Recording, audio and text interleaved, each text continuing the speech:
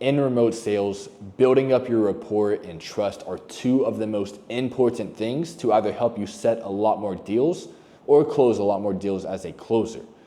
So in this video, I'll be walking you through how to build up that trust and rapport so that way you can set and close a lot more deals for you guys. So we'll go ahead and start with the setting side of things because most of you are probably setters or looking to get into setting. So we'll go ahead and start there. So as a setter, the leads you're going to be calling, if you're in B2C, they already kind of know what the influencer is, like what they're trying to buy. Like they're very warm, they're very hot, and they just need a little bit of guidance and push to get on the closing call so that way they can get closed and you can make some money. So I'll give you kind of an example real quick. So when you're calling these leads within the CRM, which is like the software you use to contact and call these leads, you're gonna be calling them, and right when they answer, you're just gonna go straight into it. You're like, hey, this is Ryan with XYZ. How's everything going? Then they're gonna answer, they're like, good, Ryan. What is this call about? How are you? Whatever, blah, blah, blah. And then you're gonna dive straight into it and set the frame, rapport, build trust, and just move the call forward as soon as possible. John, the reason I'm calling today is because we're actually running out of spots in XYZ's mentorship. And I was just kind of curious, like at the moment, like what's the biggest struggle or challenge you're having with XYZ? And then they're just gonna dive straight into their main problem. They're not gonna ask any questions like why you're calling or anything like that because you've already set the frame, you've built trust, and you've built rapport just by diving straight into it, pretty much like a doctor. So then, from there, you're basically just wanting to dive straight into questioning, qualifying, and making sure they'd even be a good fit to hop on a closing call. And if they are, book them to a closer. And if not, DQ them and send them on their way. And as a setter as well, you want to be able to speak in a very nice tone. And what I mean by that is when I first started out in setting, I was very monotone. I was very skittish. I slurred with my words a lot and was very nervous. So as a setter, you want to be sounding as professional and confident as possible.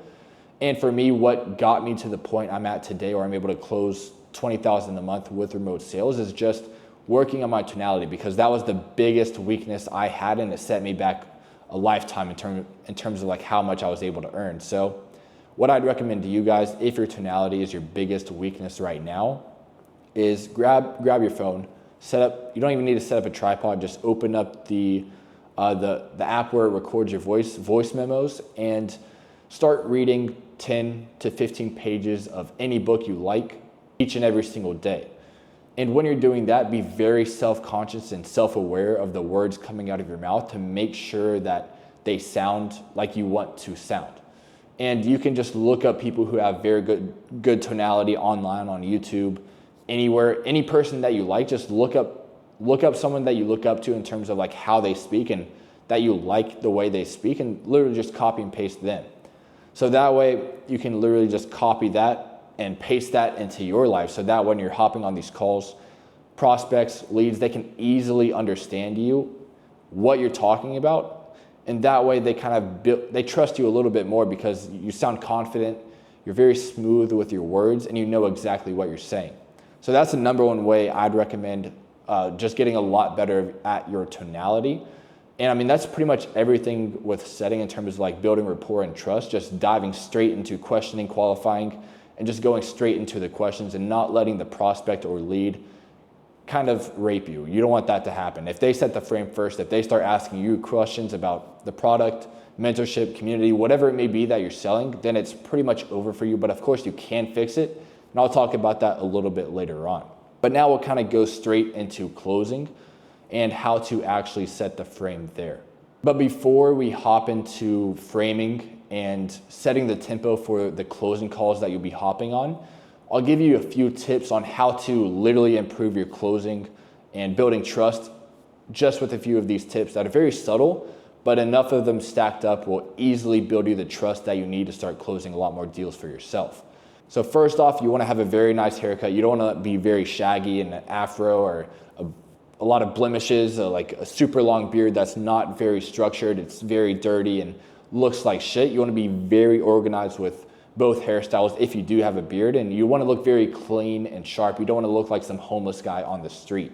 And trust me guys, this next tip might sound a little bit weird because they can't really smell your breath or smell you at all, but brushing your teeth, putting on deodorant, cologne, and just smelling nice and feeling good will ultimately translate over into that closing call, and you'll feel a lot more confident, and that will reflect in that call with the prospect or lead, and they can sense and feel that confidence that's emitting from yourself. And then next up, you want to have nice lighting. Invest in a nice ring light, a nice backdrop, so that way when people are hopping on calls with you, of course, you're going to be having your camera on as a closer. So then being able to see a very nice backdrop, like a background, and then they're able to see you very visibly, and you're not in some like dark cave and just waking up for the call. I mean, that'll be a very crucial change of ways on how people actually view you, because when I first started closing, I didn't have a ring light. I didn't have a nice backdrop. I was literally just in like a very small 1-bedroom apartment, and it looked like I was just in a cellar. So you want to be able to go to a place and set up your camera so that way when people are hopping on calls with you, you look professional, you look well off, and it's just a very pleasant view to have when they can see you perfectly, you look good, and the background is good, and you're very well lit. And now I'll give you a few extra tips on how to build up that trust and rapport a little bit more. And that's having a very high quality mic so they can hear you very easily, and everything is smooth on their end in terms of like how you actually sound. Because if you just use your laptop's mic or some shitty mic, then it's gonna be all scruffly. They're not gonna be able to hear you clearly, and they just kind of lose a little bit of trust. Not that much, but it will be a big effect if you have a very high quality mic and they can hear you perfectly sound. Next up, you wanna be able to have very high speed internet, so that way there's no glitches. You won't be able to leave the meeting because, I mean, if you're like getting kicked out of the meeting because your internet is so bad, if it's so choppy, you can't even have a sales call. I mean, how do you expect to even close any deals if the internet is absolute shit? Next up, you want to have perfect posture. You want to be able to sit with your butt flat on the chair with your spine straight. And you want to be able to talk very slow and steady, so that way you're not talking too fast and they can't even keep track of what you're trying to pitch them. Now we'll dive into the bread and butter on how to actually frame the call. So right when they join the Zoom meeting, do like the tech check, like, hey, can you hear me okay? Can you see me? And if their camera is off, this is a very clever way I go about it to make sure their camera is on as well, because you want to be able to see their facial expressions to make sure they're not looking nervous, uncomfortable, and you want to make sure they're fully calm and confident with moving forward with the mentorship community, whatever service you're selling. So to make sure that their camera is on, after you say, hey, can you see and hear me okay?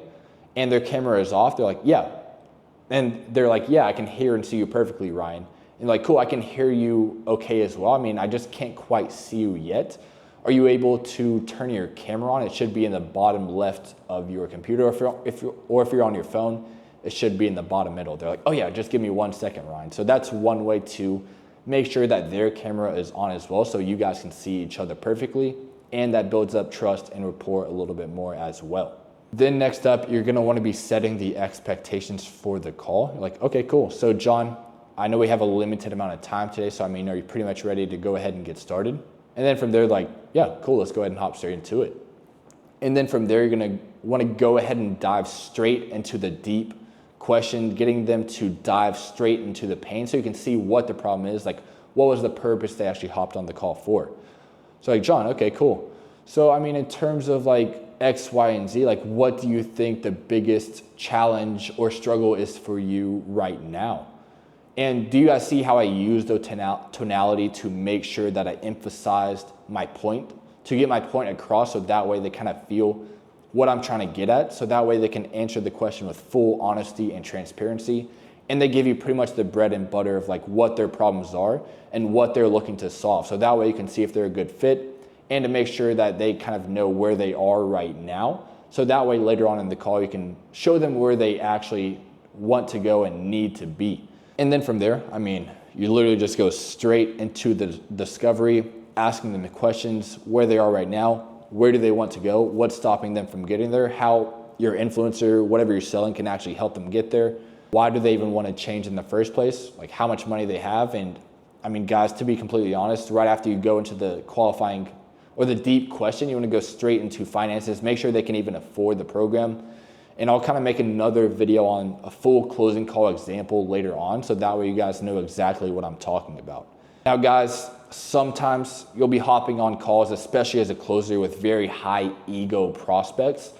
And what I mean by that is, especially if you're selling a financial offer, you're gonna be hopping on with millionaires, people who are really well off that still wanna solve a problem, but they still have very high egos and sometimes feel they can do it themselves. And then they'll start to try to set the frame and take control of the call. Now, sometimes people barge in and they try to set the frames themselves before you get the chance to. And this is a little trick I like to do so that way you can claim back the frame and set the pace for the call. And that's when they start trying to frame it. They're like, Ryan, okay, cool. So what is this call about? And then you're like, oh, sorry, John, I couldn't quite hear you. It's like you're cutting out. I mean, can you hear me okay? And you kind of act like the internet was cutting out, it was glitching, something like that. And then you set the frame for the call after that. Does that kind of make sense? Like, you want to make sure that they don't see that you're acting, and you want to make sure that you just pretend there's some glitch, some bug that's messing up the call, and then you want to kind of interrupt them subtly and then set the frame for the call. So that way they don't feel interrupted, they don't feel bothered, and it looks very natural. So that might take some practice, but that's been the best thing that's worked for me, is just pretending there's a glitch and then framing the call after we kind of set things straight. And if that doesn't work, if you're not really an expert at doing that yet, you can easily just let them think they have the frame and then claim it a little bit later on. So let them kind of burst their bubble, let them talk it out, let them run out of fuel, and then just say, okay, cool. So I mean, John, like, what do you think the real problem is for you right now? So just get kind of real with them. And if that doesn't work, you can kind of just push them away and just, I mean, you don't need to sell them. Like, just kind of push them away. Like, well, John, it doesn't seem like you'd be a good fit right now. It seems like you know exactly what you're doing. And they're like, no, Ryan, I'm really struggling with this, with that, X, Y, Z. And like, oh, cool. So I mean, why do you think that's a problem? See how I kind of did that there? So if they kind of have a high ego, they think they can do it themselves, be like, oh, cool. Well, good luck. You got this. They're like, no, I don't really have this, Ryan. So you kind of see what I'm getting at? Like, you want to be able to push them away and have that non-neededness. So that way they kind of be like, well, Ryan, I really don't have this. Can you please help me? So, I mean, that's pretty much everything for today's videos, guys, to be able to help you guys with the frame, tempo, and just being able to build up that trust and rapport. So that way you guys can set more deals and close more deals in remote sales. So hopefully you guys enjoyed the video today. You got some deep insights, and I will see you guys tomorrow. Make sure to like, subscribe, comment if you have any questions. You can hit me up on Instagram, and I'll be able to answer them there. So you guys have a good one.